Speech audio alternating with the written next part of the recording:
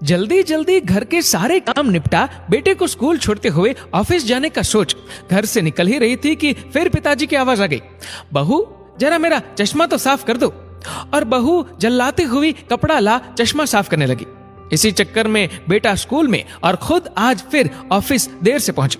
गाहे बगाहे पिताजी की यूं घर से निकलते हुए पीछे से आवाज देने की आदत बहू को अच्छी नहीं लगती थी, पर जानती थी कि पलंग से न उठ पाने के बावजूद पिताजी पूरे दिन में उसे यही एक दो काम ही तो कहते थे। काम छोटा सा था, पर ऑफिस जाने की भी तो जल्दी होती थी सुबह सुबह।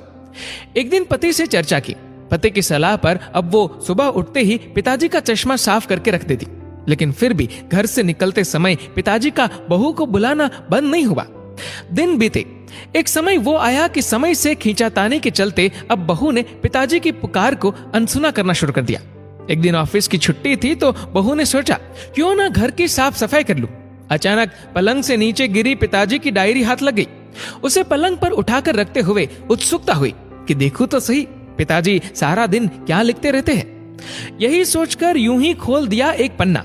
उस पन्ने पर लिखा था, मेरी प्यारी बहू, आज की इस भागदौड़ भरी जिंदगी में घर से निकलते समय बच्चे अक्सर बड़ों का आशीर्वाद लेना भूल जाते हैं।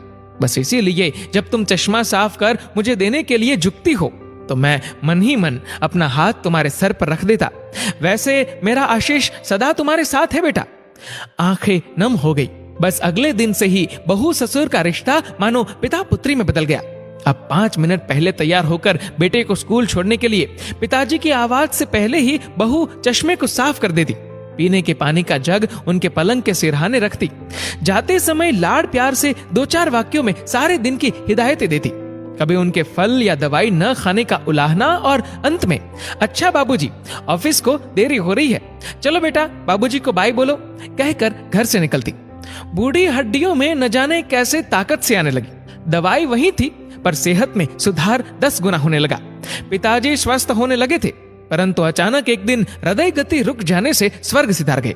उनके अंत समय में उनके मृतदेह के चेहरे पर संतुष्टि के भाव की भी पूरे परिवार में खूब चर्चा हुई थी। आज पिताजी को गुजरे ठीक 2 साल बीत चुके हैं। आज भी बहू रोज घर से बाहर निकलते समय पिताजी का चश्मा साफ कर उनके टेबल पर रख दिया करती है।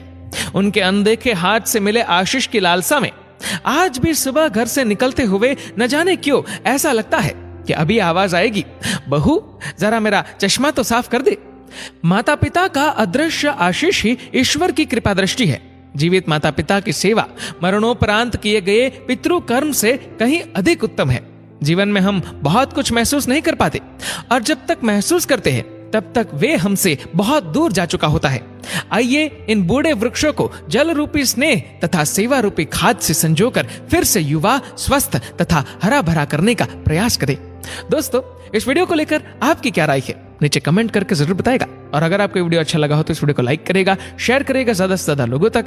और ऐसे ही और भी इंस्पिरेशनल वीडियोस के लिए सब्सक्राइब करें हमारे यूट्यूब चैनल को और फेसबुक पर फॉलो करें हमारे पेज को।